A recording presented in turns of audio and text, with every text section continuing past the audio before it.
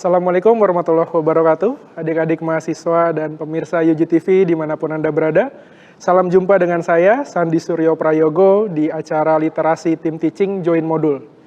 Acara ini dapat disaksikan melalui televisi digital pada kanal siaran UGTV dan dapat juga melalui web UGTV pada URL ugtv.co.id. Rekaman dari episode ini juga nantinya dapat disaksikan melalui YouTube pada kanal UGTV Official.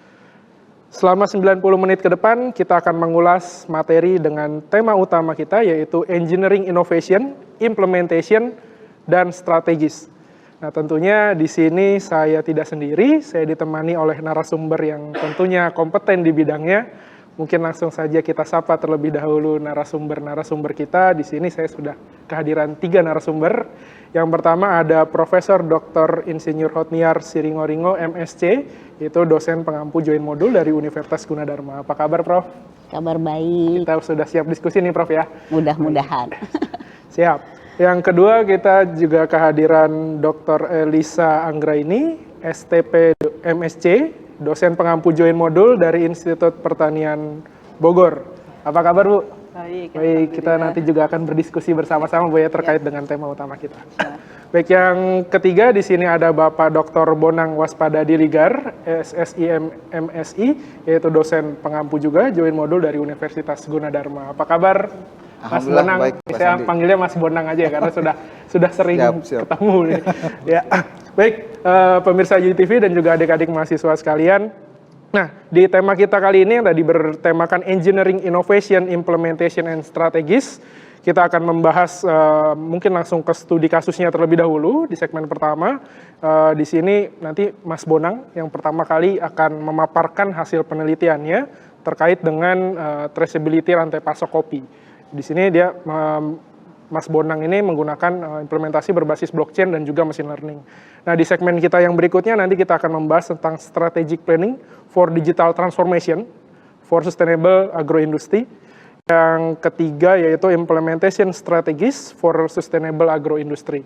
Nah, agar tidak berlama-lama, mungkin kita langsung saja masuk di paparan yang pertama. Di sini Mas Bonang akan memaparkan hasil penelitiannya, di mana berupa studi kasus tentang sistem traceability rantai pasok kopi berbasis blockchain dan juga machine learning. Waktu dan tempat dipersilakan kepada Mas Bonang untuk memaparkan. Terima kasih, Pak Sandi. Ya. Mohon izin, Bu Niar dan Bu. Ya, silakan, saya ini. Mas Bonang. Baik ya, saya akan menceritakan sebetulnya ya, sharing kembali apa yang sudah pernah saya lakukan ya, penelitian saya sebetulnya ini dari disertasi saya yang berjudulnya Sistem Traceability Rantai Pasok Kopi Berbasis Blockchain dan Machine Learning. Jadi intinya adalah bagaimana sebetulnya rantai pasok itu bisa diintegrasikan dengan berbagai jenis teknologi yang memungkinkan rantai pasok itu kinerjanya meningkat begitu ya. Baik, mohon next ya. Nah, ini adalah guru-guru saya. Tidak mungkin saya bisa selesai riset tanpa guru-guru saya. Yang pertama adalah Profesor Sarifudin Madenda ya, profesor dari Gunadarma. Kemudian ada Dr. Tubagus Maulana Kusuma juga ya dari Gunadarma, dan Profesor Sutrisno Suromarjan dari IPB. Jadi sebetulnya kerjasama antara Gunadarma dan IPB ini udah sebelum sekarang, ini udah salah satu kerjasama saya dengan Pak Sutrisno ini ya, dengan membimbing penelitian saya ini. Baik, silakan next. Nah, sebetulnya kalau kita kembali lagi, waktu itu kenapa saya mengambil ide salah satunya di topik gitu objeknya ya. Karena di kopi itu Indonesia sangat potensial. Bahkan ini data 2022 gitu, Indonesia itu di urutan kelima produsen tertinggi jumlah kopi gitu. Itu sekitar 12 juta gitu ya, sekitar 720 miliar ton atau juta ton mereka memproduksi dan juga mengekspor gitu ya. Jadi ini producing countries from around the world. Jadi Indonesia ini kompeten sekali gitu ya untuk 5 besar. Silakan next. Juga ternyata Indonesia ini memang lokasinya itu ada di coffee bean growing belt. Jadi memang negara-negara penghasil kopi atau kopi itu bisa tumbuh adalah di daerah ini, di wilayah namanya Kopi Belt ini. Jadi kita memang dianugerahi juga suatu lintang bujur, suatu lokasi yang baik untuk pertumbuhan kopi begitu ya, sehingga potensi juga sangat besar begitu. Next. Dan ini adalah berbagai macam jenis-jenis kopi unggulan di Indonesia, dari Sumatera ada, dari Jawa, dari Kalimantan. Next ya. kemudian dari Bali, Sulawesi, Papua. Jadi semuanya memiliki cita rasa tersendiri karena mereka datang dari tempat-tempat berbeda, punya karakteristik berbeda, dan bahkan rasa-rasanya orang luar negeri itu banyak yang suka dengan rasa kopi Indonesia. Dan belum lain, ini adalah kopi-kopi natural, belum nanti ada kopi luwak dan sebagainya.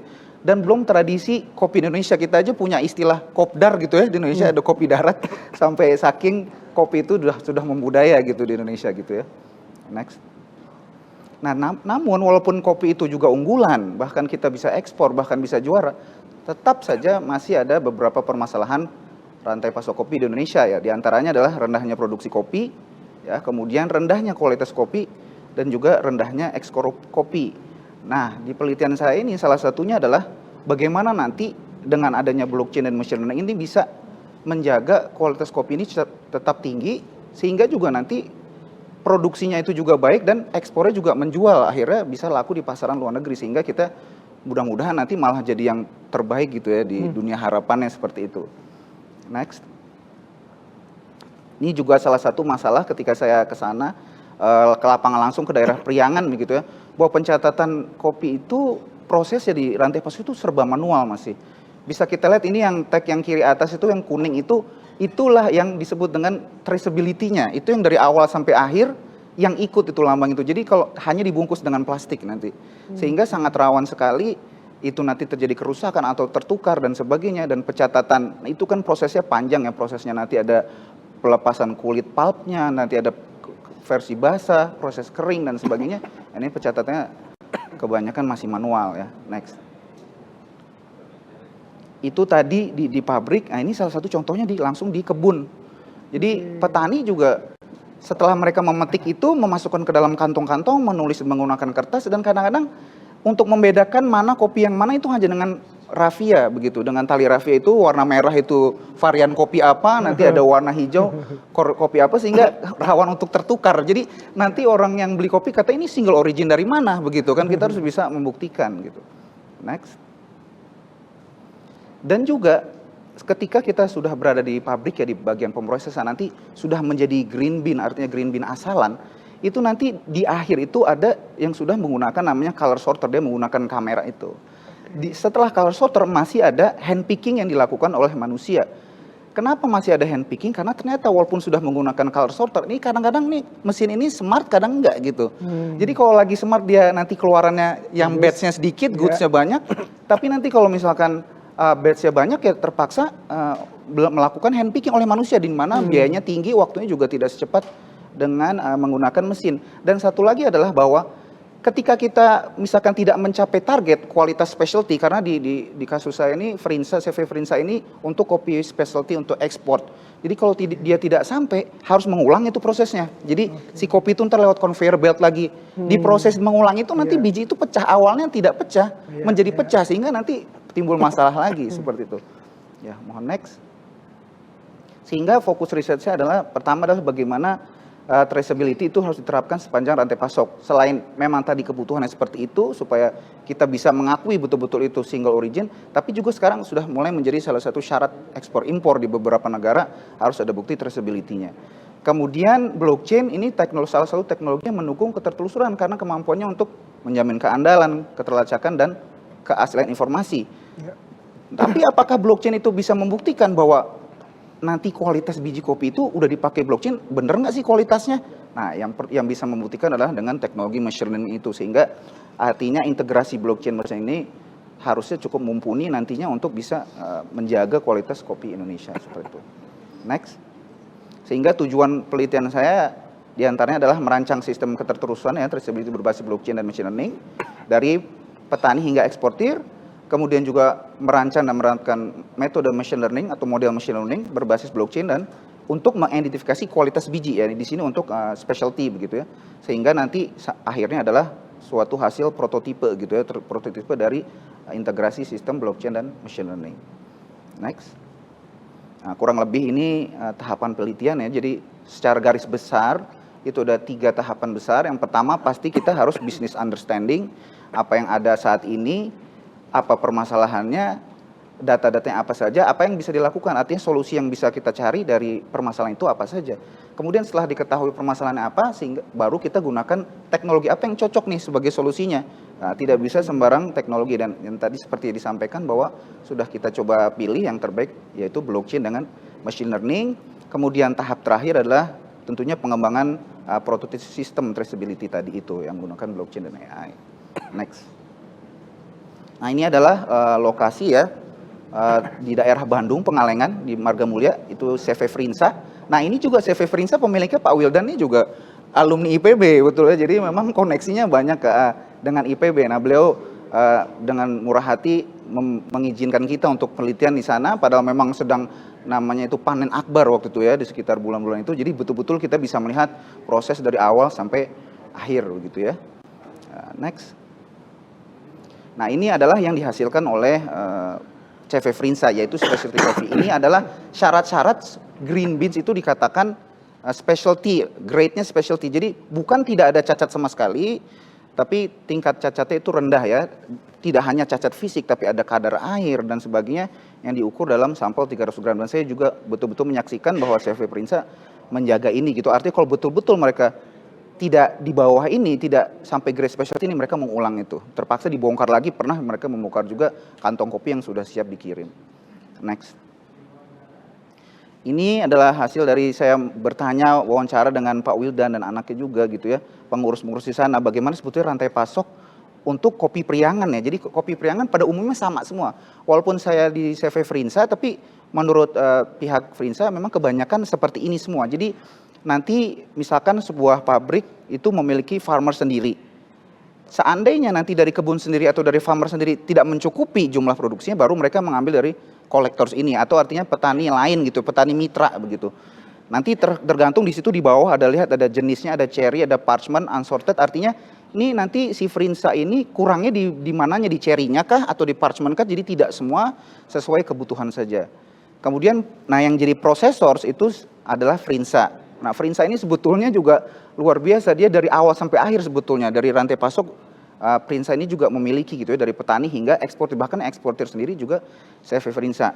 Nah, jalurnya ada jalur domestik dan internasional. Penelitian saya lebih fokus ke internasional, dan bahkan Frinsa sendiri pasarnya hanya 10% yang domestik, itu pun di grade di bawah specialty gitu.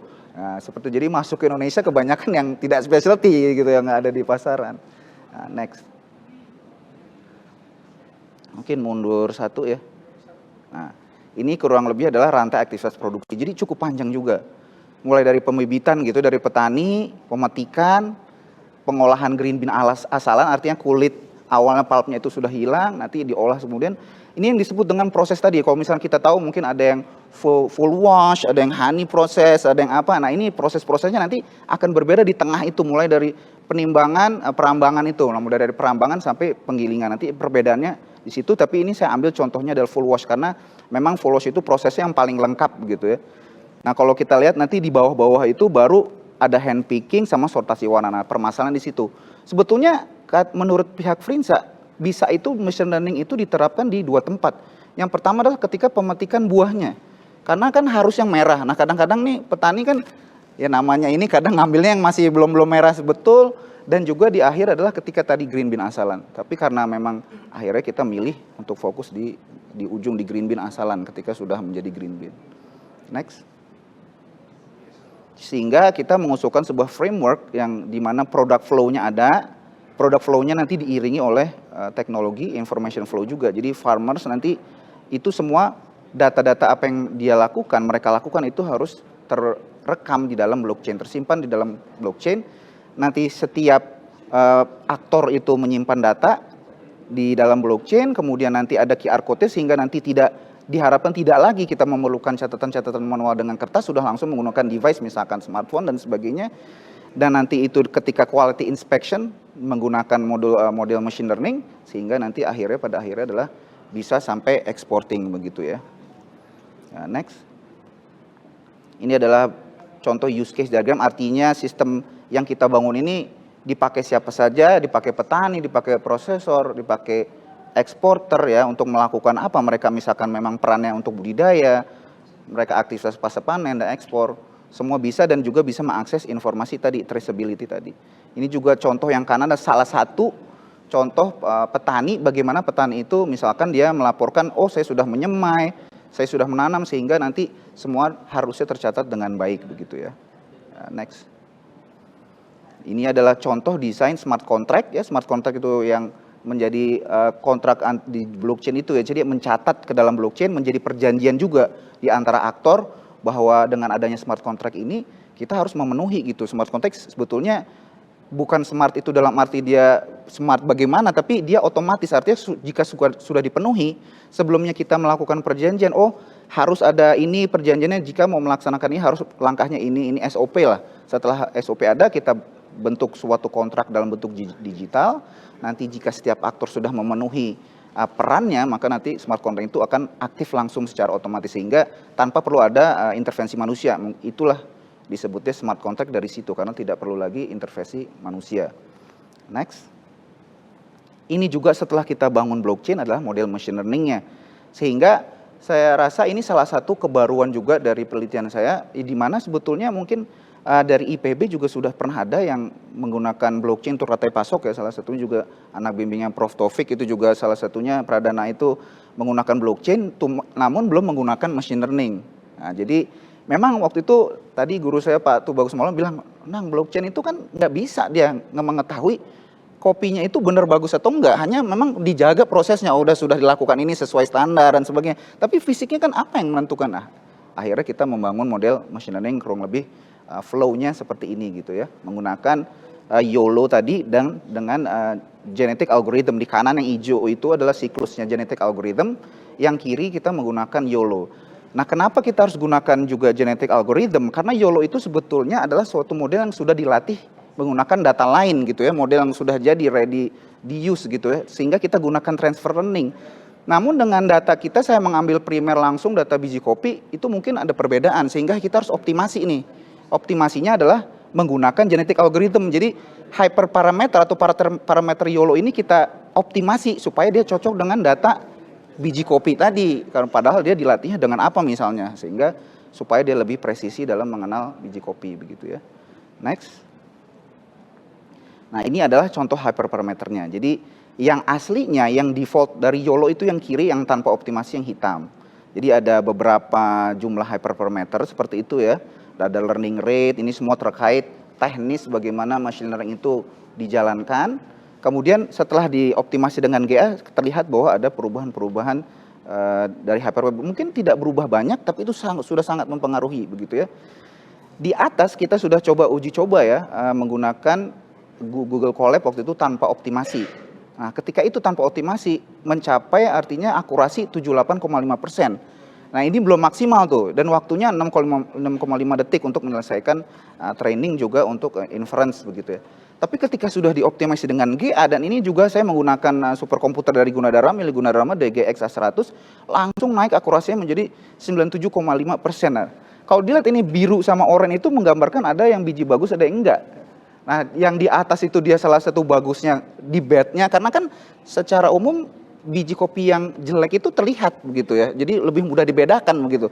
Tapi pada saat kita sudah menggunakan genetic algorithm, dua-duanya sudah cukup tinggi gitu ya, dari bad maupun dan good gitu ya, sehingga kecepatannya juga berkurang lah sedikit, artinya lebih cepat begitu ya. Next.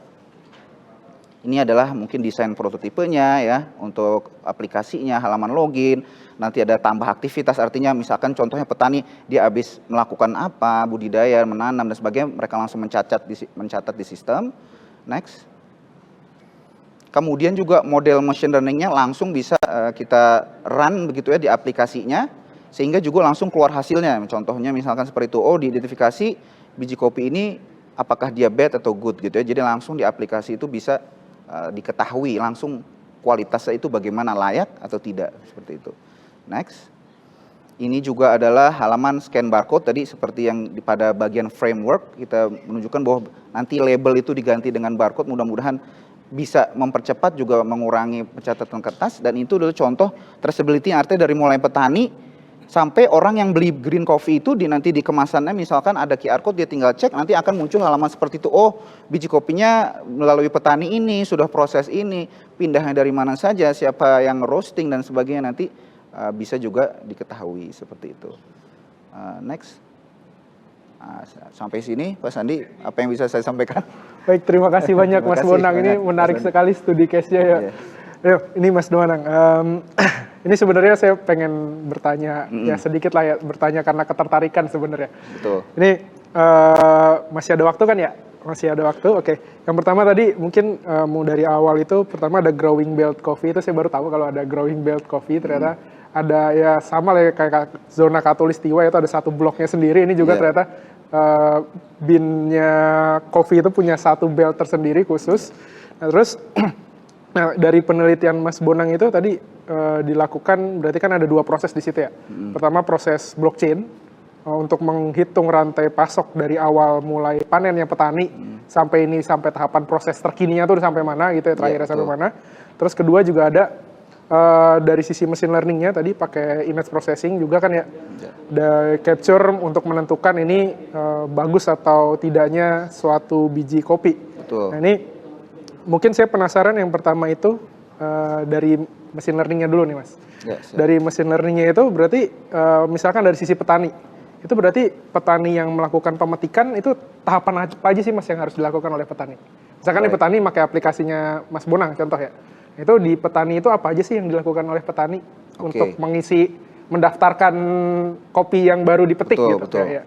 Boleh mungkin Mas Bonang Oke, dijelaskan. baik. Jadi di dalam sistem ini kan tadi kita lihat rantai pasok itu terdiri dari beberapa aktor gitu. Ya, betul. Dan kita sudah melakukan perjanjian bahwa di aplikasi ini hanya aktor-aktor itu yang bisa mengakses begitu. Jadi setiap aktor itu harus terdata, harus terregister, siapa dia diketahui, siapa apa perannya dan sebagainya. Nah, jadi misalkan petani tadi perannya, ya dia mungkin tidak bersentuhan langsung dengan machine learning. Dia hanya mencatat aktivitasnya apa. Misalkan mereka diminta tidak hanya pemetikan, misalkan mereka harus merapihkan pohon tuh ya, dirapikan daun, dicatat di aplikasi. Kemudian nanti mereka melakukan pemupukan, apa dicatat semua. Bahkan sebelum itu dari persemaian juga mereka melakukan. Nah, untuk bagian machine learning mereka tidak melakukan. Jadi artinya nanti itu proses di akhir dilakukan oleh pihak yang tadi yang prosesornya, yang pengolahnya, sehingga nanti membantu tadi yang mesin color sorter itu yang kadang smart kadang tidak. Nah, modelnya bekerja di situ. Mudah-mudahan harapannya bisa menggantikan yang hand picking manual dilakukan oleh manusia seperti itu. Jadi petani itu nginput apa saja aktivitas yang dia lakukan aja gitu ya. Betul. Nah, terus pada saat proses petani itu melakukan penjualan gitu ya.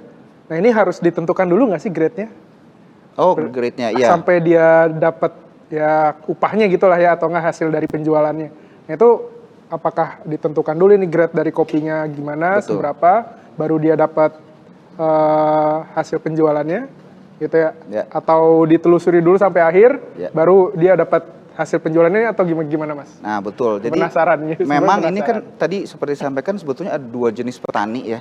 Ada petani yang memang dimiliki oleh CV Frinsa ya. Jadi mereka memang sudah dilatih dan sebagainya untuk mengetahui. Kemudian yang satunya adalah dari mitra gitu, jadi petani yang lain. Nah, mereka juga misalkan tadi mereka panennya nggak cukup nih dari kebun sendiri kan, mereka kan ke mitra gitu. Tapi bukan tidak mungkin pada saat mereka misalkan membawa dalam bentuk yang masih cherry atau masih asalan dan sebagainya, itu dilihat sama Frinsa tidak sesuai standar mereka, mereka tolak seperti itu. Karena mereka sangat menjaga customer mereka dari internasional luar negeri. Sehingga rasanya justru dari petani sendiri yang sudah cukup baik kualitasnya karena memang dididik sendiri. Dari petani luar nih sering Mas ditolak seperti itu. Iya, sering ditolak kembali karena menjaga. Jadi kalau dari petani sendiri kan udah jelas ya, karena harus menjaga kualitas grade-nya sekian. Iya, betul. Gitu kan ya. Dan itu emang sudah ya dari awal dimodalin oleh PT Frinsa untuk melaksanakan aktivitasnya untuk bertani sampai proses panen gitu ya. Beda kasusnya sama yang petani dari luar. Betul. Nah, kalau petani dari luar itu apakah harus mengikuti standar menggunakan aturan blockchain atau semacamnya? Nah, harapannya memang seperti itu. Dia masuk ke dalam sistem itu, dia menjadi aktor juga di situ, menjadi node ya. Kalau dalam blockchain itu kan dia menjadi salah satu node yang terkait dalam sistem blockchain, dalam jaringan blockchain. Sehingga harusnya mereka sudah saling mengenal dan sudah melakukan kerjasama, sehingga seharusnya lebih mudah tuh. Ayo nanti kita kerjasama nih standar ini gunakan ini. Nah, itu tinggal prosesnya nanti ke depannya adalah implementasinya seperti itu. Berarti nanti dari tahapan si petani itu juga yang tadi di Mas Bonang contohkan sebagai masalah, itu mereka kan ngikat habis metikin Iya, cerinya, dimasukin karung asal-asalan Iya. gitu ya, diikat, disetor gitu ya. Iya, betul. Nah, harusnya kalau dengan sistem yang sudah diterapkan ada standarisasi kayak Betul. harus disimpan di plastik jenis apa, Betul. mungkin bisa dipilah-pilah dulu, Iya. terus dilabelin sesuai Betul, standar, sesuai packaging cerinya gitu ya. Iya, betul. Sampai masuk ke tahapan pengolahan Betul, gitu ya. Mas Andi. Oke. Oke. Ini seru sebenarnya, masih ada yang mau saya tanyakan. Mungkin dari Bu Lisa juga sama Prof. Watniar juga pastinya ada yang ingin ditanyakan juga nih terkait dengan Saya yang harus apa yang berguru nih. terkait dengan apa yang sudah disampaikan Mas Bonang. Ini seru. Ini sebenarnya saya bukan pencinta kopi Mas Bonang, saya ngeteh sebenarnya. Tapi abis ngelihat ini, oh seru juga ternyata. Iya, betul. Oke. Oke, baik pemirsa Yuji TV dan juga adik-adik mahasiswa dimanapun Anda berada. Ini sepertinya kita harus jeda dulu sejenak. Selanjutnya mungkin kita akan berbincang lebih banyak lagi dengan para narasumber kita di pembahasan-pembahasan yang selanjutnya. Oleh karena itu jangan kemana-mana, kita saksikan dulu tayangan berikut ini.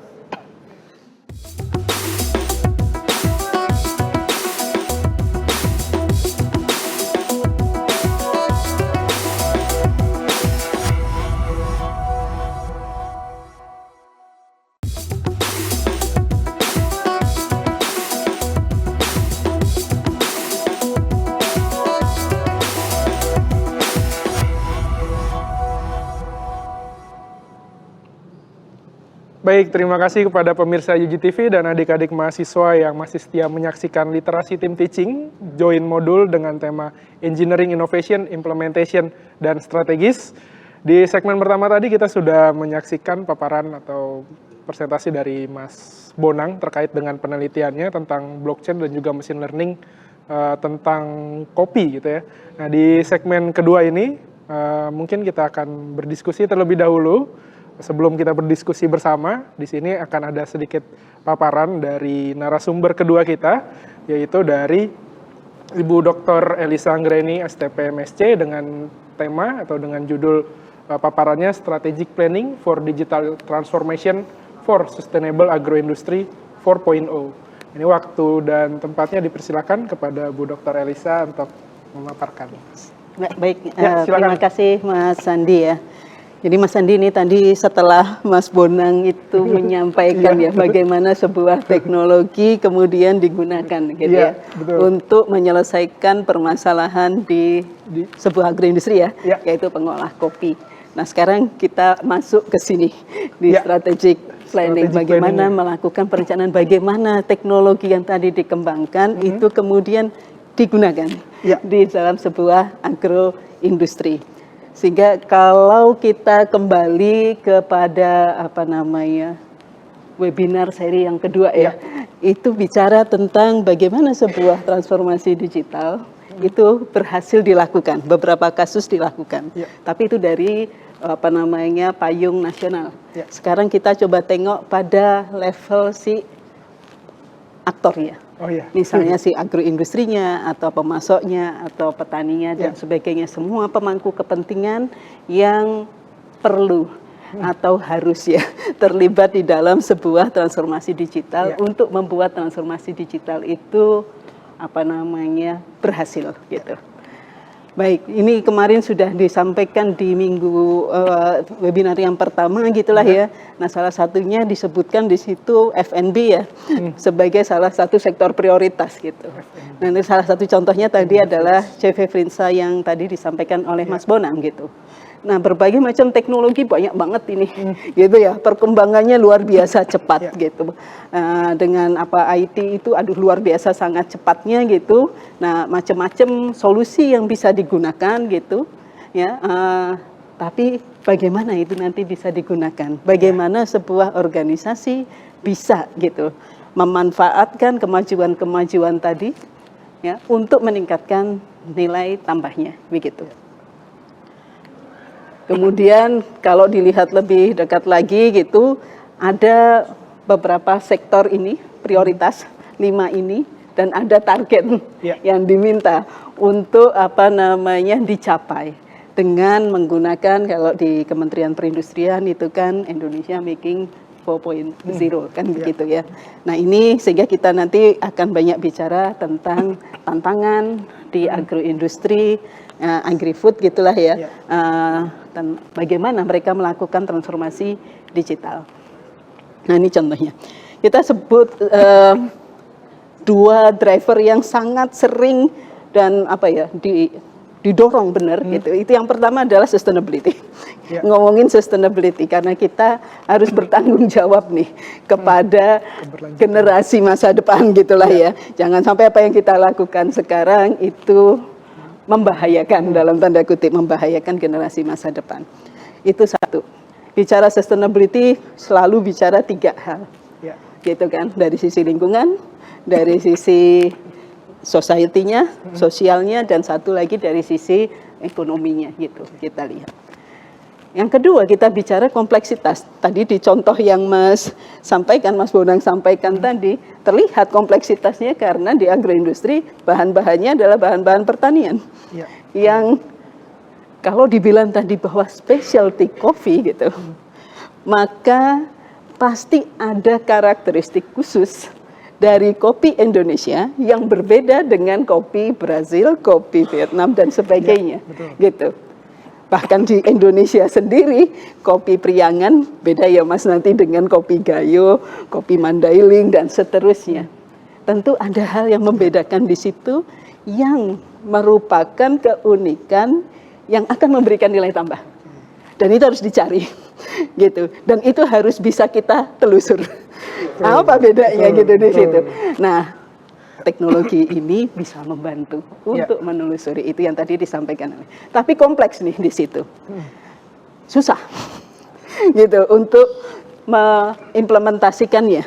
Bukan susah ya, ada tantangannya.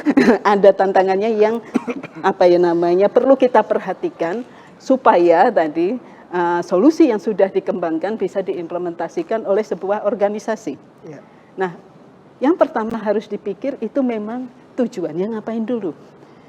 Kita melakukan itu bukan karena gagah-gagahan ingin membangun teknologi ya Mas ya, tetapi bahwa teknologi tadi memberikan sebuah solusi atas permasalahan.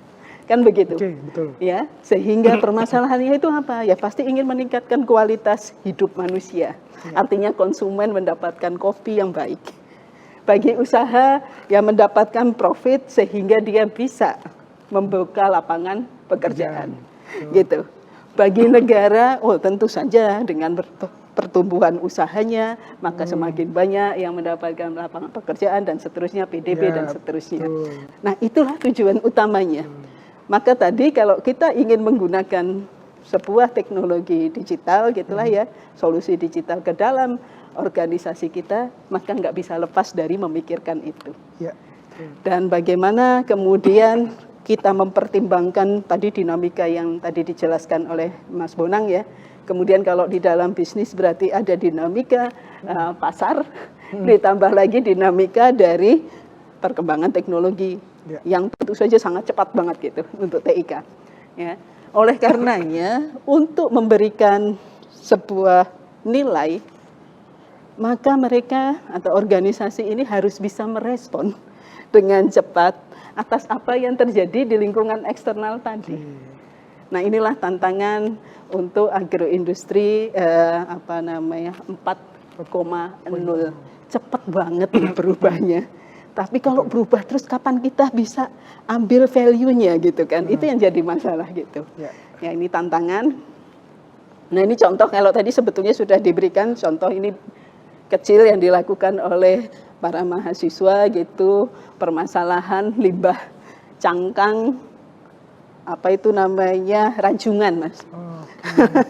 Yang sebetulnya hampir 60% ya 50-60% dari rajungan itu adalah cangkangnya itu bernilai tinggi, industri yang bernilai tinggi daging rajungannya.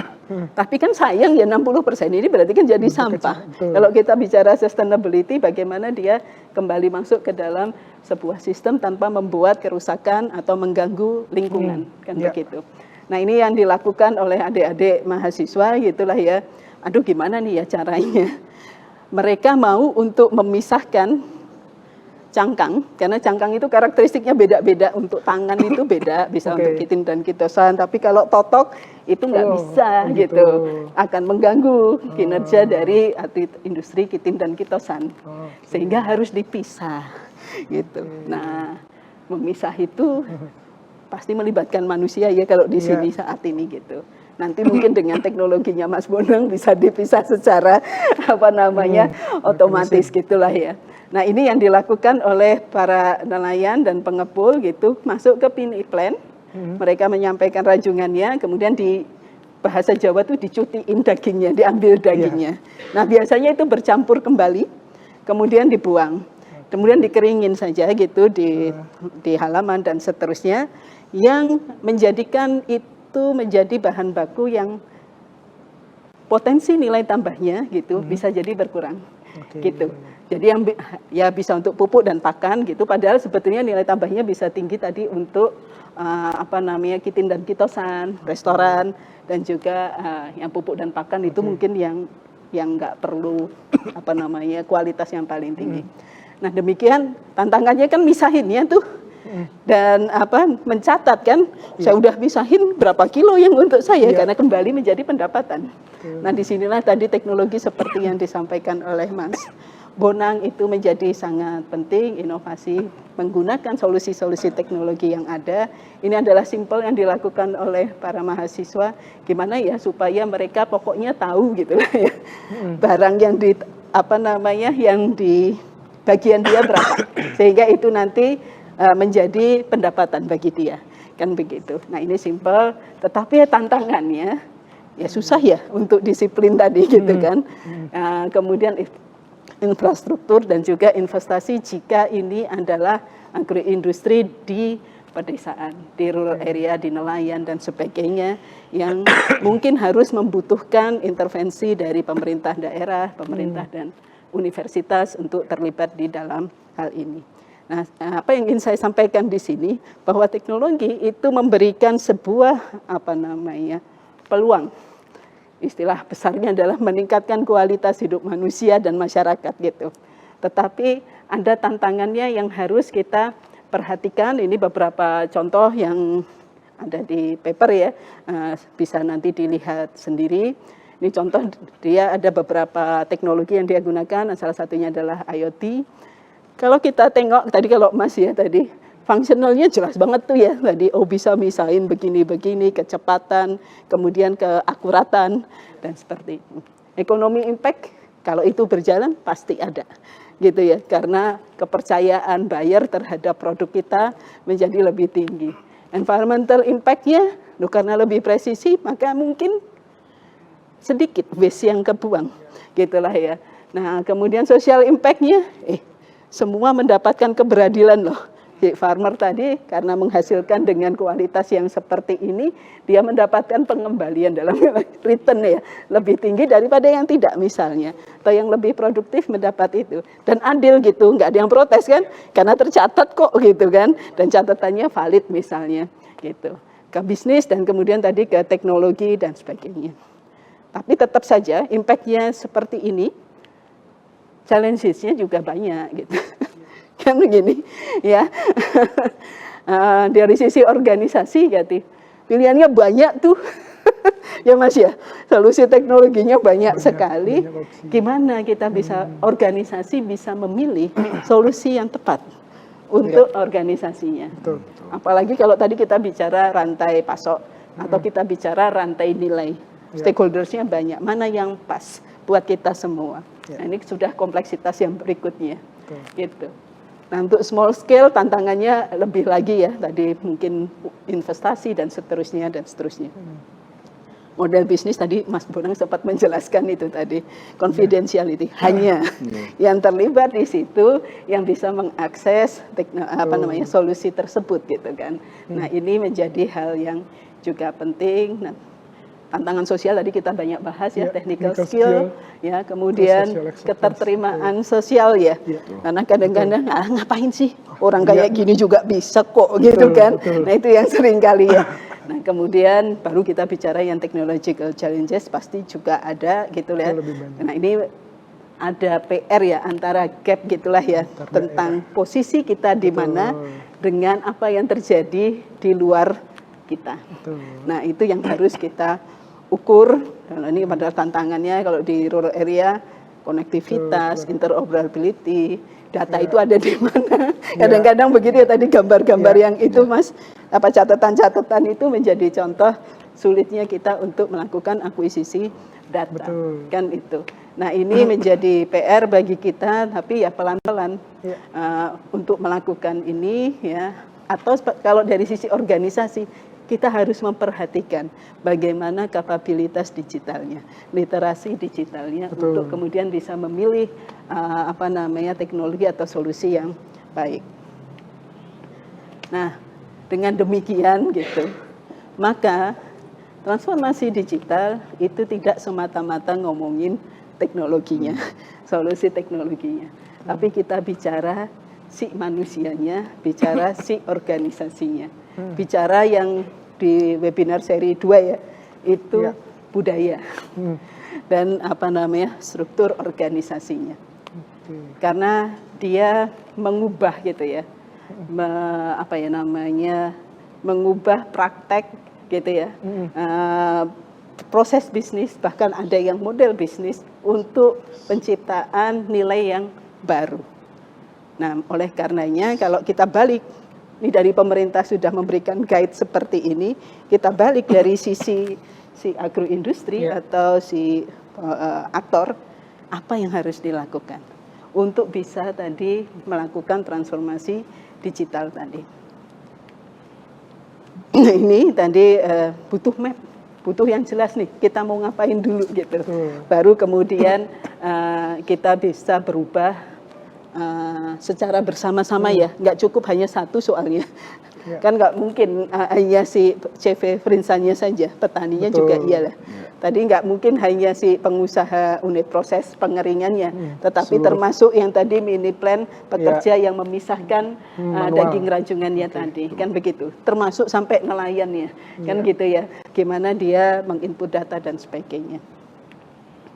Nah, oleh karenanya nanti di dalam kita mengembangkan ini salah satu contoh ya, framework yang banyak dibangun di dalam strategi di transformasi digital yang dibangun ini open ya, sehingga kita bisa pakai, adik-adik mahasiswa bisa cek, ada linknya di akhir dari slide ini, silahkan dicek ya, untuk menstrukturkan cara kita membuat sebuah rencana strategis gitu ya. Yang pertama ya tentu kita cek tadi ekosistem, model bisnisnya seperti apa sih yang terjadi gitu di dalam internal ya, nanti kita bicara internal, tetapi yang ada di luarnya juga loh.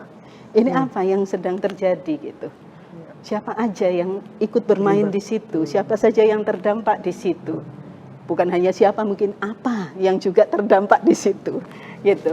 Kalau kita bicara tadi sustainability gitu. Kalau tadi misalnya, nanti Bu nggak ada lagi, kita otomatisasi saja semua untuk picking gitu ya. Mungkin ada dampak sosial juga ya. Nah, ya nggak apa-apa otomatisasi, tapi kita nanti harus memikirkan bagaimana dampak sosial itu ya kecil mungkin gitu. Kita harus membuat sebuah rencana lain untuk memindahkan itu misalnya.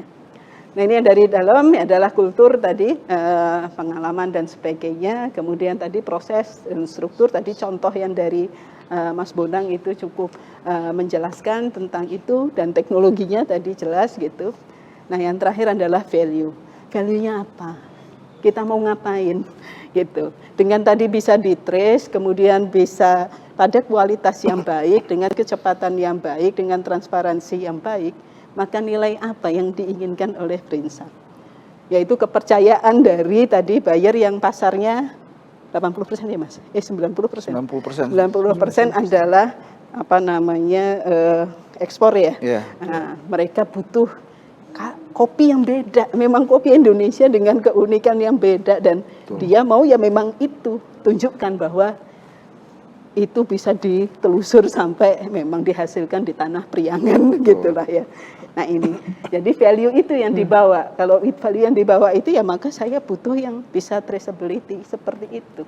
bisa menelusur seperti itu, bisa mempertanggungjawabkan secara akuntabel kepada customer bahwa apa yang dia inginkan bisa kita jawab dengan solusi yang kita punya.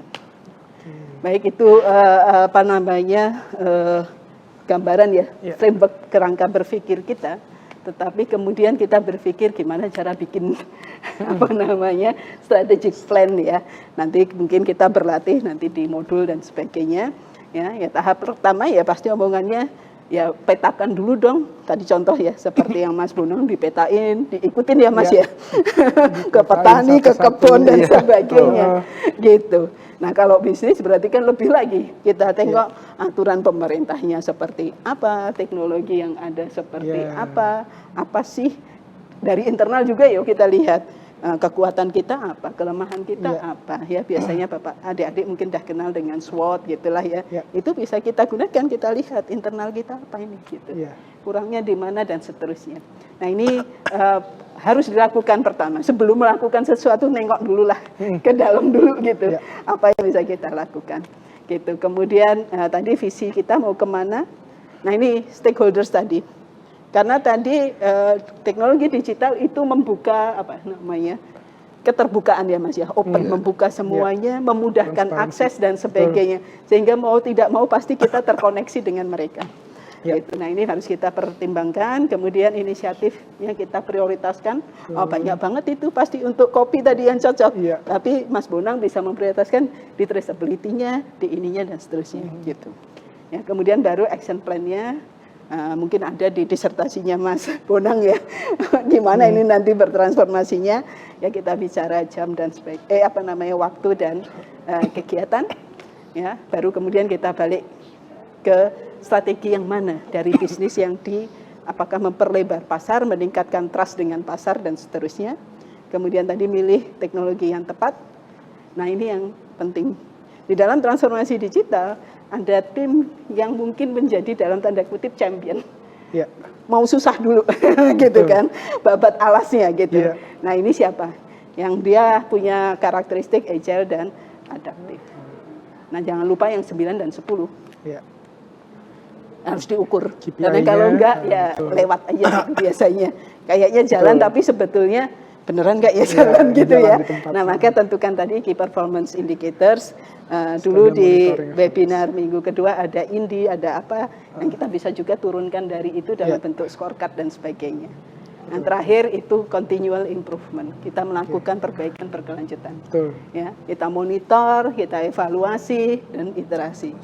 Di sini juga peran dari teknologi digital, gitu loh. Ada data ya dianalisis lah, gitulah ya. Semakin banyak data ya sudah bisa ya sekarang dengan big data dan sebagainya. Itu. Ini menjadi hal yang harus ada. Nah ini contohnya, kenapa gitu ya? Kenapa kita melakukan transformasi? Di mana itu terjadi? Apa yang terjadi? Kemudian bagaimana itu terjadi? Dan hasilnya tadi yang dampak ya. Nah ini bisa digunakan sebagai acuan nanti adik-adik mahasiswa atau pemirsa YGTV untuk melakukan tadi self evaluation dulu gitu ya dan merancang strateginya. Nah ini adalah kalau adik-adik kenal kanvas model bisnis gitulah ya, maka ini adalah yang di-extend untuk transformasi digital gitu. Nah bisa ditanya per kota, apa sih nilai yang saya tawarkan? Konsumen saya yang kayak apa?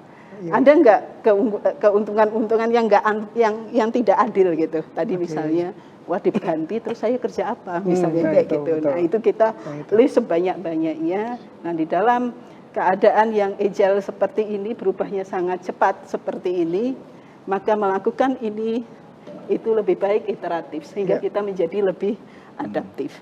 Dan kolaboratif, yang kata kolaboratif ya, katanya gampang gitu ya, tapi kan susah ya.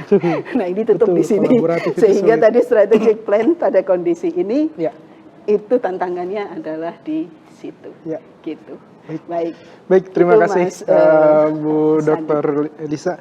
Nah ini mungkin sedikit nih yang saya tertarik tadi itu lebih ke penanggulangan ya atau enggak ke social acceptance. Karena sering sekali kalau mungkin saya dan Mas Bonang ataupun Bapak Ibu-ibu juga ngajar di kelas, misalkan berhubungan dengan IT, AI, machine learning, robot dan semacamnya, itu pasti akan muncul pertanyaan, lalu bagaimana pekerjaan-pekerjaan yang nanti akan hilang. Iya. Itu pertanyaan itu sering sekali keluar. Betul.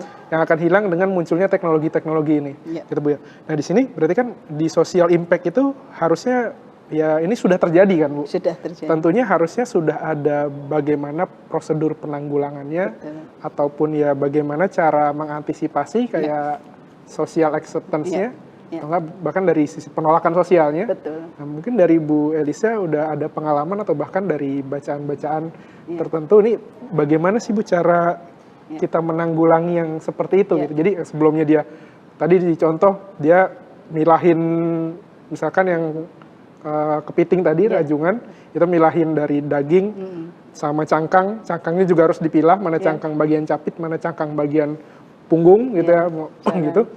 Itu kan secara manual. Apabila nanti AI, machine learning, robotics masuk ke situ, berarti kan pekerjaan itu hilang. Nah, itu kira-kira penanggulangan seperti apa? Udah ada contoh?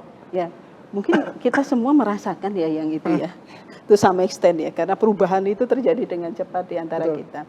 Nah, PR-nya adalah bagi kita mau menanggulangi atau mau proaktif untuk melakukannya, gitu. Yang penanggulangan itu kan saat dulu kalau boleh menyebut ya, saat ada Gojek dan sebagainya, itu kan terjadi dalam tanda kutip penolakan ya, gitu ya. Butuh waktu ya.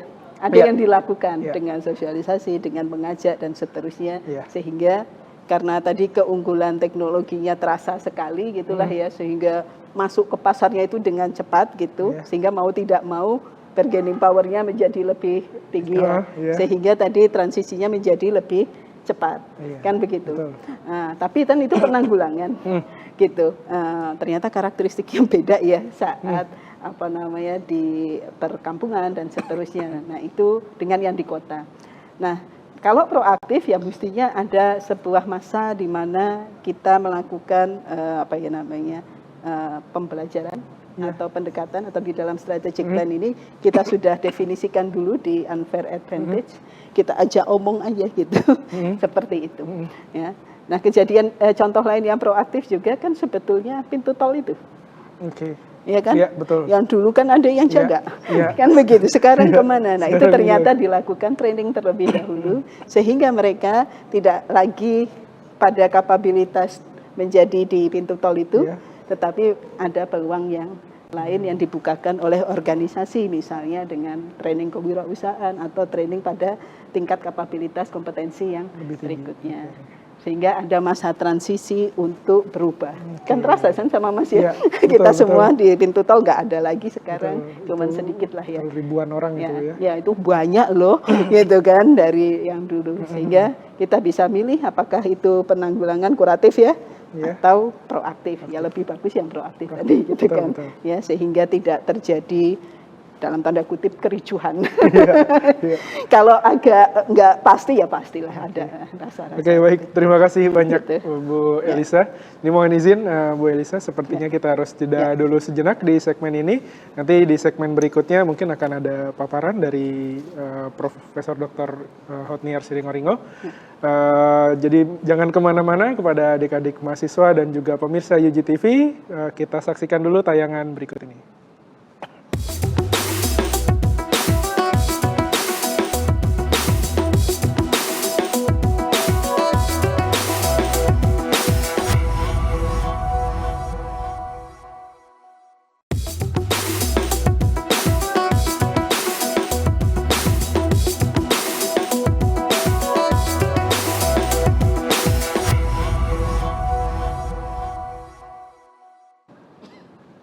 Terima kasih kepada pemirsa UGTV dan juga adik-adik mahasiswa yang masih setia menyaksikan Literasi Tim Teaching Join Modul dengan tema utama Engineering Innovation, Implementation, dan juga Strategis.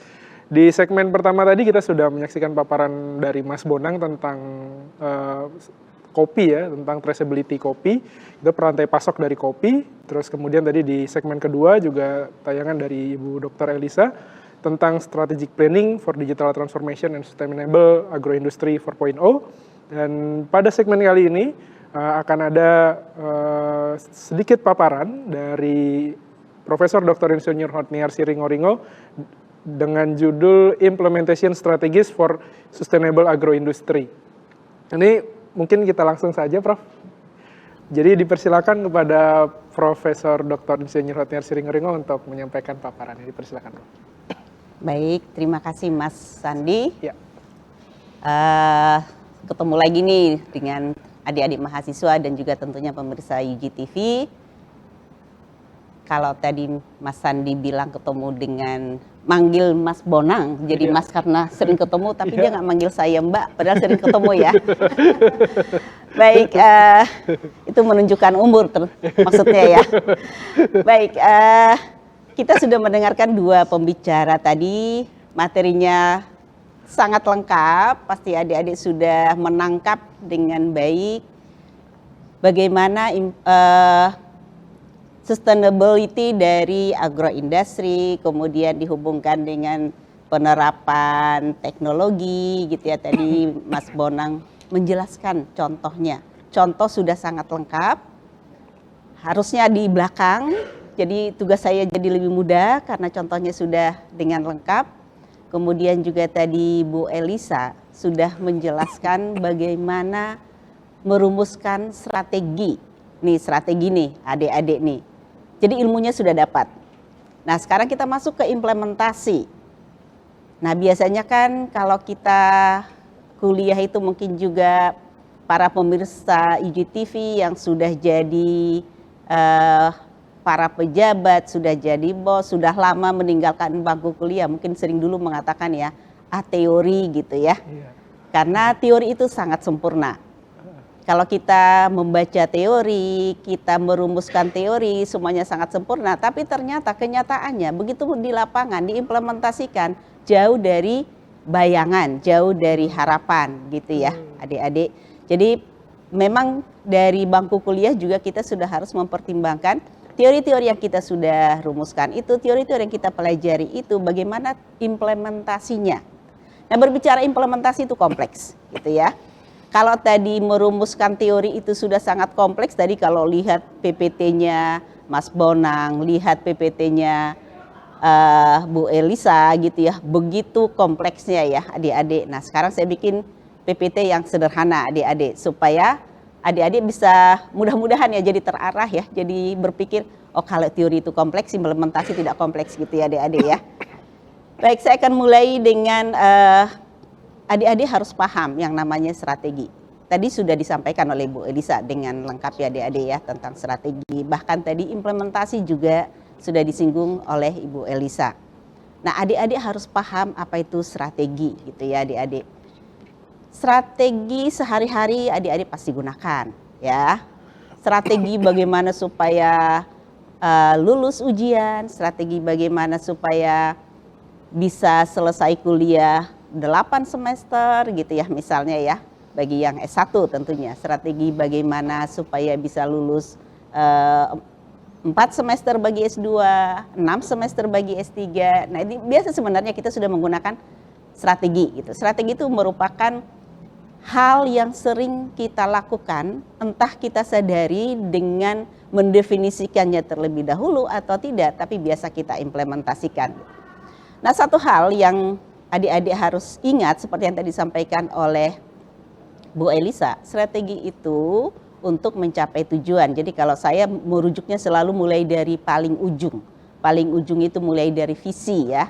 Jadi kita itu selalu punya visi. Ini kalau individual, level yang paling mikro gitu ya. Kita selalu punya visi, perusahaan selalu punya misi, negara selalu punya visi gitu. Kalau kita berbicara tentang sustainability of agroindustry, kita berbicara tentang makro negara ya adik-adik ya. Tapi kita juga bisa lihat dari mikronya juga seperti yang tadi contoh disampaikan oleh Mas Bonang. Nah itu mulai berasal dari visi. Dari visi kita turunkan misi, dari misi kita turunkan tujuan. Tadi Bu Elisa memberikan gambaran banyak tujuan. Dan dari tujuan itu kita punya target-target tertentu. Nah untuk mencapai target ini kita punya strategi gitu ya adik-adik ya. Baik, untuk pengembangan strategi di agroindustri tadi sudah disampaikan oleh Bu Elisa, tapi mungkin juga saya bisa ringkaskan sedikit. Pengembangannya itu tidak akan sama dari satu produk ke produk yang lain gitu. Pengembangannya itu akan berbeda dari satu produk ke produk yang lain. Ini kita berbicara agroindustri. Kita tidak berbicara strategi secara khusus ya, secara umum untuk semua produk ya. Kita hanya berbicara tentang agroindustri ya adik-adik ya. Tapi untuk agroindustri pun itu strategi itu akan berbeda dari satu produk ke produk yang lain. Jadi kita bisa juga klasterisasi ya, berdasarkan klaster untuk merumuskan strateginya gitu ya. Jadi saya ulang kembali sebelum kita berbicara implementasinya. Oke. Jadi perlu diperhatikan dalam merumuskan strategi supaya nanti itu strateginya tepat. Jadi bukan berarti hanya kalau gagal, bukan berarti karena hanya di implementasi yang gagal. Tapi tentunya mulai dari awal. Bahkan juga kalau bisa dirunut bisa jadi itu mulai dari penetapan visi, ke misi, lalu ke tujuan dan ke target gitu ya. Ini semua harus berjalan sesuai dan harus berjalan dengan tepat gitu. Nah, adik-adik perlu perhatikan dalam dalam perumusan strateginya, kalau di teori ya memang kita tinggal bikin asumsi gitu ya. Jadi kita mempertimbangkan banyak faktor, kita melihat berbanyak faktor, kita memikirkan berbanyak faktor dan seterusnya. Itu kita kalau di teori kita bisa asumsikan yang lain gitu. Kita seperti tadi Mas Bonang itu tidak semua faktor dipertimbangkan di dalam penelitiannya gitu. Beberapa faktor diambil, itu yang ditelusuri, itu yang didalamin gitu ya. Tapi bukan berarti bahwa itu kalau kita hanya mempertimbangkan sebagian faktor bukan berarti bahwa nanti tidak akan bisa digunakan, tidak tentunya gitu ya. Jadi meskipun ada asumsi, asumsi itu tentunya nanti akan menjadi pertimbangan dalam saat kita mengimplementasikan. Jadi kalau nanti ada yang menggunakan, ada yang menerapkan apa yang dihasilkan oleh Mas Bonang tadi sudah merancang blockchain-nya, kemudian menggunakan machine learning, memang sih tidak serta-merta semua industri kopi gitu ya bisa menggunakan itu gitu. Tidak serta-merta gitu ya. Bahkan tadi CV Inprisa ya. CV Inprisa mungkin 3 tahun ke depan, 5 tahun ke depan itu sudah berubah gitu. Kondisinya sudah berubah, visinya sudah berubah dan yang lain-lain, bukan berarti bahwa itu akan terpakai ya, akan terpakai sepanjang masa, sepanjang waktu gitu. Nah, tentunya tapi bukan berarti bahwa pengembangan itu akan sia-sia gitu ya. Nah, pengembangan itu namanya seperti yang ada sekarang berkelanjutan. Pengembangan itu akan berkelanjutan gitu. Jadi bukan hanya agroindustri yang berkelanjutan, tapi pengembangannya akan berkelanjutan gitu ya adik-adik ya. Nah, itu perlu diperhatikan dalam pengembangan strateginya. Tambahan tadi yang sudah disampaikan Bu Elisa dengan teori yang sangat kompleks itu gitu ya adik-adik. Perlu memperhatikan pengembangan strategi. Strategi yang kita bicarakan adalah strategi untuk agroindustri 4.0 gitu. Dan sekarang kita baru berbicara agroindustri 4.0. Bentar lagi sudah naik lagi nih adik-adik nih. Jadi kita harus siap. Nah, mungkin juga tadi seperti yang pertanyaannya Mas Sandi tadi yang terakhir ke Bu Elisa ya. Ini dampak sosialnya kalau nanti semuanya serba teknologi, tadi misalnya Mas Bonang menunjukkan kalau mau milih, kalau dulu orang milih kopi itu pakai tenaga manusia gitu ya Mas Bonang ya. Jadi pakai mata, pakai tangan, dipilih mana kopi dengan kualitas yang bagus gitu. Kalau di petani sih memang mereka sudah katam banget tuh untuk memilih kopi yang kualitas bagus ya. Bahkan mungkin mereka sudah seperti luwak ya, karena luwak itu kan paling pintar ya milih kopi ya. Makanya kopi luwak itu paling enak. Karena ternyata luwak yang paling paham bagaimana memilih kopi yang berkualitas. Nah, bukan berarti kalau nanti misalnya semua serba otomatis dengan perkembangan teknologi itu bukan berarti bahwa tenaga kerja itu jadi menganggur gitu. Nah, inilah tuntutannya buat adik-adik nih sekarang. Jadi adik-adik itu harus menjadi orang yang smart gitu. Adik-adik itu nanti bukan lagi jadi tenaga kerja seperti yang sering dikeluhkan nanti kalau otomasi gitu ya, apalagi adik-adik teknik industri nih biasanya ya berpikirnya kalau otomasi nanti tenaga kerja kemana gitu ya. Nah, adik-adik itulah yang akan menjadi pakarnya gitu, pakar dari otomasi itu gitu. Jadi tenaga yang smart gitu ya, bukan lagi tenaga kerja seperti yang dibayangkan selama ini. Nah itu adik-adik untuk strateginya. Nah ini saya ulang lagi nih karena mungkin sudah lupa ya adik-adik ya, sudah berapa kali sudah berapa kali sesi, sudah dari awal dibicarakan tentang sustainable agroindustry. Nah untuk mengingatkan kembali, tadi juga sudah disinggung kembali oleh Bu Elisa ya adik-adik ya, kalau kita berbicara sustainability gitu ya, apa yang harus kita perhatikan gitu ya. Jadi ada environment-nya, ada ekonomiknya, ada sosialnya gitu. Itu berbicara tentang sustainability. Jadi ini adik-adik ingat kembali nih untuk arti dari sustainability ini gitu ya. Ini mungkin yang harus adik-adik perhatikan di dalam implementasi strateginya nanti. 3 faktor ini harus menjadi perhatian yang utama untuk implementasi dari strategi sustainability of agri-industry-nya adik-adik. Environment, ini kita harus mewariskan ya. Kita harus mewariskan lingkungan yang aman, lingkungan yang nyaman, dunia yang tidak penuh dengan polusi, itulah kata mudahnya ya buat adik-adik saat ini ya. Dunia yang aman bagi generasi berikutnya, dunia yang tidak penuh dengan polusi, dunia yang tidak penuh dengan virus gitu ya, dan seterusnya ya adik-adik ya. Itu ada banyak hal yang kita bicarakan di environment, kemudian juga ekonomi tentunya. Jangan sampai nanti generasi berikutnya tidak punya bahan pangan lagi, tidak bisa makan lagi gitu ya. Kemudian juga dari sosial dan seterusnya gitu. Nah diingat nih kembali nih adik-adik nih. Ini sudah diberikan dari awal, sejak ada tim teaching ini Sustainable Agro-Industry ini sudah diberikan, termasuk juga peran dari engineering, peran dari rekayasa di dalam sustainability ini. Ini diingat kembali.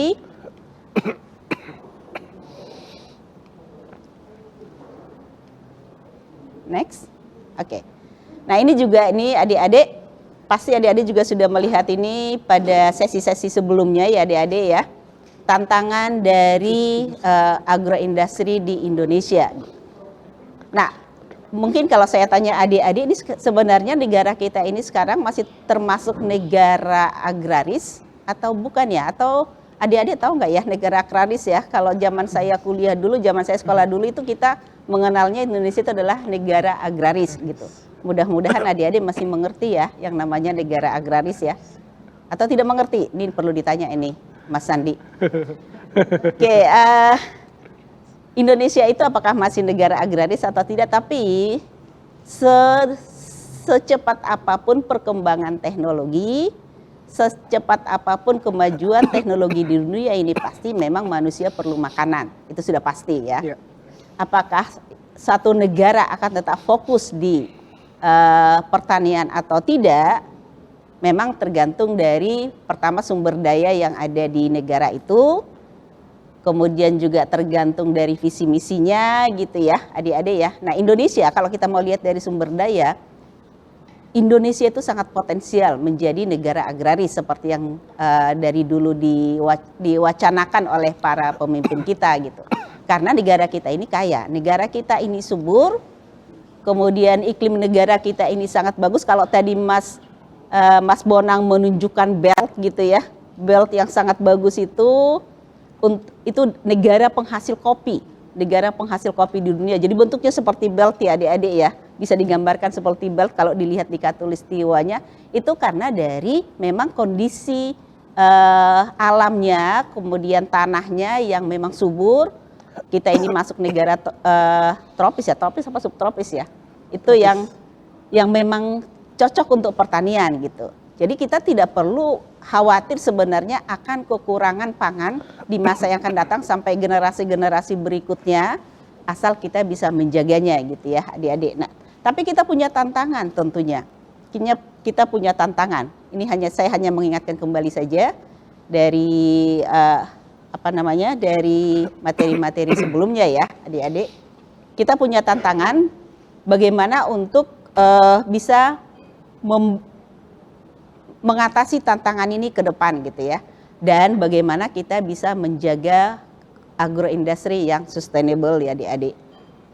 Baik, ini tadi kopi di Indonesia nih contohnya nih tadi nih yang disampaikan oleh Mas Bonang. Tapi mungkin adik-adik yang perlu saya tekankan adalah bagaimana kita mengimplementasinya. Tadi Mas Bonang sudah merancang teknologinya menggunakan, Mas Bonang tadi berbicara tentang supply chain. Tapi tentunya kalau kita berbicara agroindustri bukan, memang tadi mulai dari apa ya, dari tanaman sampai dengan ke konsumen ya adik-adik ya. Itu sudah dimulai dari petani sampai dengan ke konsumen. Tapi tentunya juga bisa lebih luas dari situ. Ini tadi menarik nih adik-adik nih. Saya sengaja ngambil ini karena ternyata kita itu sangat banyak lokasi ini ya, lokasi penanaman kopinya, dan ini memberikan jenis-jenis yang berbeda ya, Mas Bonang ya, memberikan jenis-jenis kopi yang berbeda yang harusnya ya adik-adik ya, kita bukan nomor 5 tadi ya Mas Bonang ya, bukan nomor 5 di Indonesia, di dunia harusnya kita bisa nomor 1 ya adik-adik ya. Lahan kita luas, kemudian juga lahan yang bisa ditanami kopi itu juga bervariasi dengan masing-masing kopi yang jenis yang bagus ya. Jadi ini sebenarnya kita bisa nomor 1. Dan kalau tidak salah Mas Bonang waktu saya kecil itu katanya Indonesia itu nomor 2 ya. Tapi sekarang sudah jadi nomor 5 ya. Iya, kalau waktu saya kecil saya dengarnya itu nomor 2, nomor 1 itu Brasil memang kalau dulu.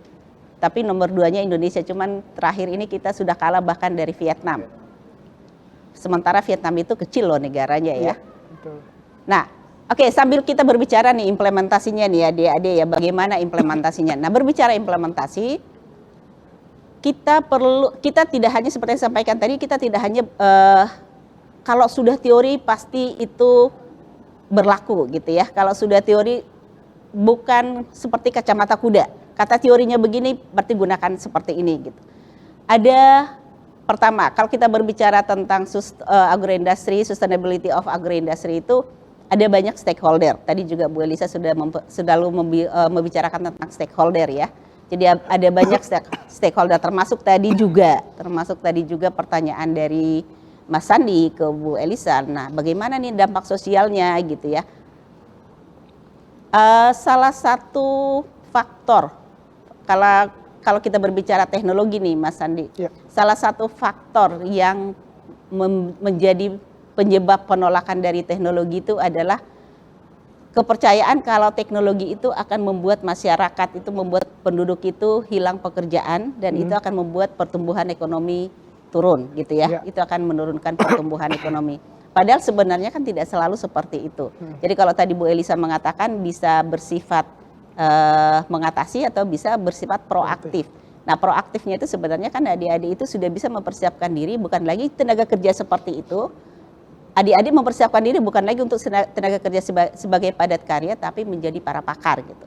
Jadi para pakar yang tidak dipekerjakan oleh orang lain, tapi menjadi para pakar yang menciptakan pekerjaan. Nah, tantangan itu kan sangat banyak ya. Tapi kembali kita ke implementasinya adik-adik. Kenapa sering sekali rencana strategi yang sudah dirumuskan bahkan dengan para pakar, dengan biaya yang, ini kalau kita berbicara makro ya, berbicara negara ya, dengan biaya yang sangat besar gitu ya. Kenapa sering sekali strategi itu tidak bisa diimplementasikan dengan baik gitu. Kalau kira-kira adik-adik sudah bisa menjawab belum? Apa kira-kira penyebab strategi yang sudah dirumuskan dengan banyak pakar, dengan orang-orang pintar, dengan orang-orang cerdas, sudah mempertimbangkan berbagai teori dan selanjutnya gitu ya. Kenapa kira-kira implementasi dari strategi itu tidak menghasilkan seperti yang diharapkan gitu ya. Nah, ini menjadi pekerjaan nih buat adik-adik. Coba pikirkan di sekitar adik-adik, strategi apa saja di sekitar adik-adik yang menurut adik-adik implementasinya itu tidak seperti yang diharapkan, tidak menghasilkan hasil seperti yang diharapkan. Itu kembali lagi tadi kita harus memperhatikan banyak hal dalam implementasinya. Tidak seperti kacamata kuda hanya membaca rencana dan seterusnya, lalu kita implementasikan gitu ya. Di lapangan itu ada banyak sekali tantangan. Di lapangan itu ada banyak sekali hal yang mungkin pada saat kita akan implementasikan strategi itu, kita harus memikirkan kembali gitu ya. Tapi bukan berarti maksudnya strategi yang sudah dirumuskan itu ya berarti nggak bisa diimplementasikan, bukan ya adik-adik ya.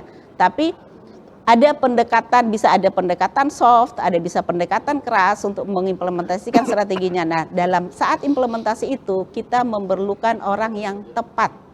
Jadi kalau tadi untuk merumuskan, untuk mengembangkan strateginya, kita juga butuh para pakar yang tepat. Dan di dalam implementasinya juga kita butuh orang yang tepat, gitu ya. Nah, mungkin itu dulu, Mas Sandi untuk pengantar diskusi kita ini. Selanjutnya nih hasil dari Mas Bonang nih. Ini yang secara mikro untuk CV Inprisa ya. Ini mikro nih adik-adik. Ini hanya untuk satu industri, tapi tentunya kita berbicara level makro untuk negara ya adik-adik ya. Kalau kita berbicara strategi pengembangan agroindustri yang sustainable. Ya, baik. Demikian, Mas Terima kasih, Sandi. Prof. Fatniar. Ini ada tadi dari Prof. Fatniar tentang strategi sustainability agroindustri. Nah, ini sebenarnya saya ada sedikit Prof yang mau saya tanyakan. Ini tentang sustainability agroindustri, itu kan tadi bisa dari banyak sisi ya Prof ya. Ada dari 3 sisi utama tadi, dari Bu Elisa juga menjelaskan ada lingkungan, sosial, dan ekonomi. Nah, ini berhubung pemirsa kita ada adik-adik mahasiswa dan juga pemirsa dari UGI TV, itu kira-kira bagaimana tahapan atau langkah-langkah kecil dari masyarakat ataupun adik-adik mahasiswa agar bisa menerapkan sustainability agroindustri di lingkungan mereka sendiri dari langkah-langkah paling kecil. Nah, tadi saya ingin menanyakan itu sebenarnya, tapi di tayangan Prof. Fatniar udah ada tadi di yang warna hijau sebelah kanan ya Prof. Nah, mungkin nanti bisa ditambahkan. Yang pertama itu tadi ada reduce, reuse, and recycle dari sampah-sampah rumah tangga gitu ya. Terus mengurangi pemakaian plastik, kemudian hemat penggunaan air, hemat penggunaan listrik, karena listrik itu ternyata impact-nya kan cukup besar ke belakang. Gitu ya. Kemudian mulai memperbanyak penggunaan transportasi umum. Nah, mungkin dari Prof. Fatniar ada tambahan yang ingin disampaikan, karena pemirsa kita ini dari mahasiswa, selain dari mahasiswa juga ada dari pemirsa UGI TV yang mungkin menyaksikan. Ya, betul Mas Sandi. Mungkin kalau orang melihat agroindustri, sustainability agroindustri, saya kan bukan petani gitu ya, langsung gitu ya Mas betul, ya. Betul. Gak ada hubungannya saya dengan saya itu gitu ya. Gitu, ya. Saya tidak ikut-ikutan dengan itu. Padahal sebenarnya ini adalah untuk semua kalangan umum ya, untuk semua masyarakat. Kita berbicara tentang sustainability. Meskipun ini adalah agroindustri, tapi kita semua pelakunya, termasuk adik-adik mahasiswa. Ya, mungkin yang paling utama yang tadi disampaikan oleh Mas Sandi ya. Kita menjaga lingkungan dengan menggunakan kembali. Jadi kalau adik-adik ke kampus, biasakanlah membawa minum sendiri dengan tumbler. Jadi jangan nanti gampang, tinggal belilah minuman yang di botol gitu ya. Habis itu buang botolnya gitu ya. Nah, itu dengan biasakan membawa minum pakai tumbler sendiri, kemudian juga membuang sampah. Jadi biasanya kan kalau kita ke tempat-tempat tertentu itu kan ada nih sampah yang bisa recycle, ini sampah yang tidak bisa recycle gitu ya. Nah, biasakan membuang, kadang-kadang kan malas gitu ya, udahlah gitu, masukkan aja gitu, asal aja gitu ya. Nah, buanglah sesuai dengan tempatnya gitu ya, dan itu kan akan memudahkan pengumpul sampahnya. Kemudian juga kan biasanya ada pengumpul sampah yang recycling ya. Tapi kalau kita sudah campur, bisa jadi juga pengumpul sampahnya udah malas untuk mengumpulkannya ya. Nah, itu misalnya ya, dan banyak hal sebenarnya yang lain juga. Jadi adik-adik jangan berpikir saya kan tidak pernah menanam gitu ya, saya tidak perlu, saya juga bukan pelaku supply chain gitu ya. Saya tidak menanam, saya tidak mendistribusikan, saya tidak memproduksi dan yang lain-lain, tapi kita adalah pelaku dengan setiap aktivitas yang tadi Mas Andi. Baik, terima kasih Prof atas jawabannya. Ini mungkin sedikit ke Mas Bonang nih Mas, tadi dari penjelasan Bu Elisa dan juga itu ada pertanyaan juga tadi dari Prof Fatniar ya. Saya udah sedikit menyimpulkan itu, kan jenis-jenis kopi banyak banget tuh Mas. Nah ini kita membahas tentang engineering innovation.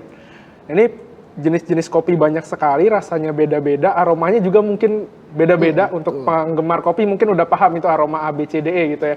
Nah terus, ini kira-kira dari sisi engineering innovation, Mas Bonang sebagai engineer nih, karena penelitiannya kan terkait dengan blockchain dan image processing ya, meskipun nanti masih banyak teknologi-teknologi lain yang bisa diterapkan di situ, entah dari IoT-nya, sensoriknya gitu ya. Ini bagaimana sih, ataupun ada sedikit ide dari Mas Bonang tentang bagaimana caranya agar suatu sistem atau suatu perangkat, suatu alat itu dapat membedakan jenis-jenis kopi tadi. Nah, mungkin Mas Bonang yang udah meneliti kopi cukup lama kan, bertahun-tahun nih, pasti ada dong pemikiran bagaimana prosesnya gitu. Oke. Boleh Mas Bonang langsung Baik, dijawab. Sandi. Wah, ini pertanyaan luar biasa nih, Sandi. Nah, jadi kita kembali lagi juga fungsi teknologi itu sebagai apa gitu kan ya. Sebetulnya teknologi itu kan hadir sebetulnya membantu apa yang dilakukan oleh manusia begitu ya. Betul. Nah, ada beberapa aktivitas yang mungkin bisa menggantikan manusia. Ada beberapa aktivitas yang tidak bisa digantikan manusia seperti itu ya. Mungkin tadi seperti tadi yang di penelitian saya mungkin kayak handpicking apa dan sebagainya.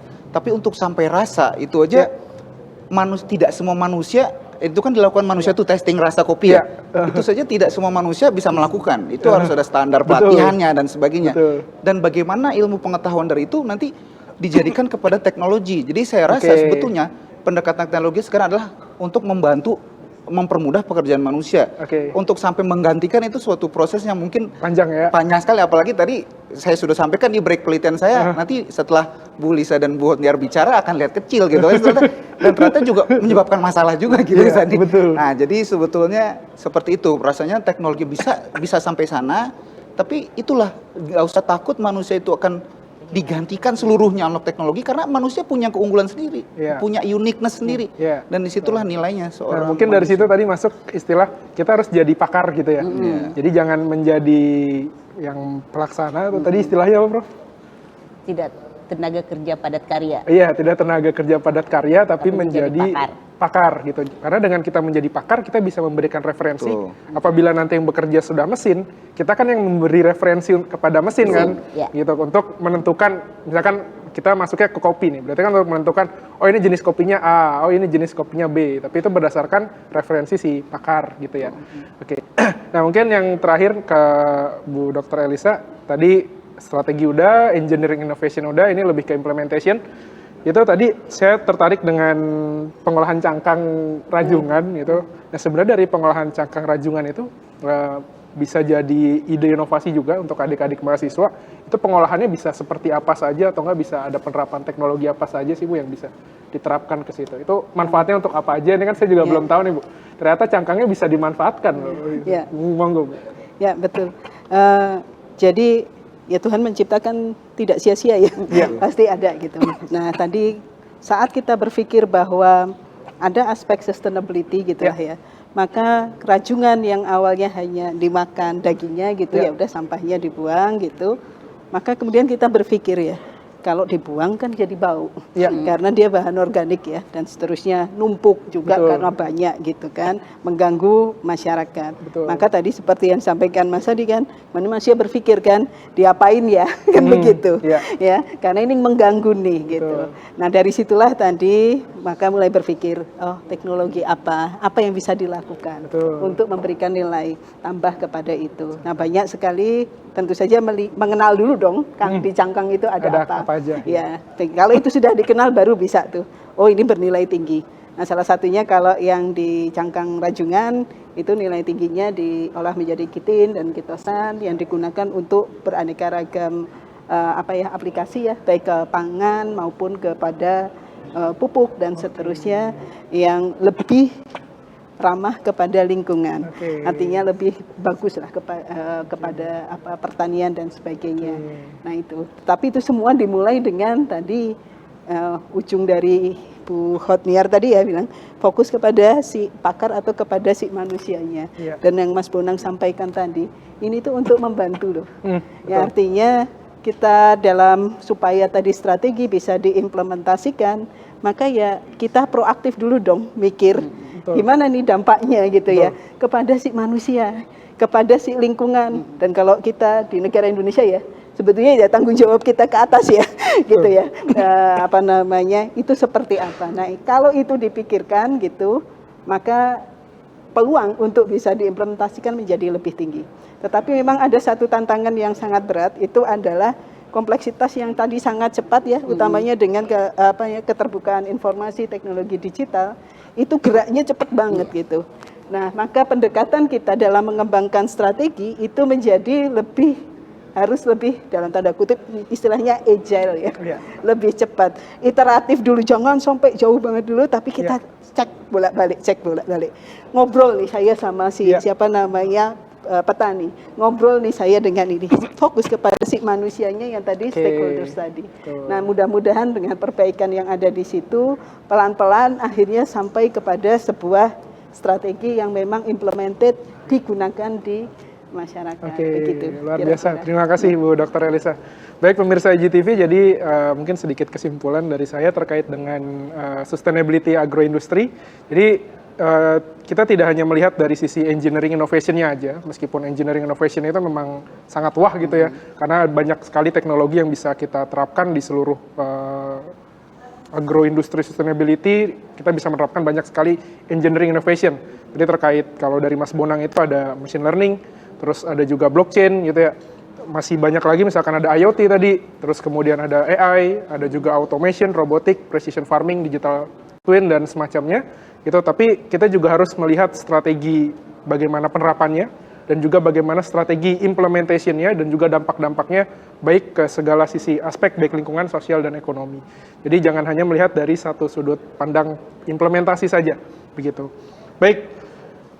Sepertinya kita harus menutup acara kita dulu, Bu Elisa, Prof. Hotniar, dan juga Mas Bonang. Baik pemirsa UGTV dan juga adik-adik mahasiswa, kita telah sampai di penghujung acara literasi teaching kali ini, dan semoga apa yang telah disampaikan oleh narasumber dapat bermanfaat dan menambah hasanah keilmuan kita semua. Amin. Saya mengingatkan kembali bahwa rekaman dari acara ini dapat disaksikan melalui YouTube pada kanal UGTV Official. Sehat selalu dan semoga kita dapat berjumpa kembali di acara berikutnya. Saya Sandi Suryo Prayogo dan juga narasumber serta segenap kru yang bertugas mengucapkan terima kasih dan mohon izin untuk undur diri. Wabillahi taufik wa hidayah. Wassalamualaikum warahmatullahi wabarakatuh. Waalaikumsalam warahmatullahi wabarakatuh.